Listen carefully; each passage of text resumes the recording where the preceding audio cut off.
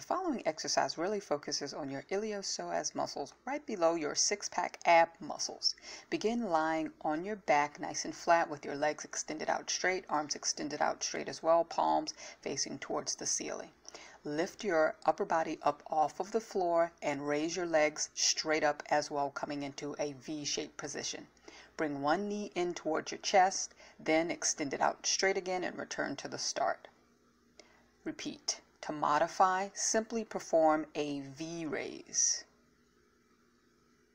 You can modify even further by coming up into a V-sit with your feet flat on the floor, bending at the knee. Thanks so much for watching. Please like, share, and subscribe for more exercises.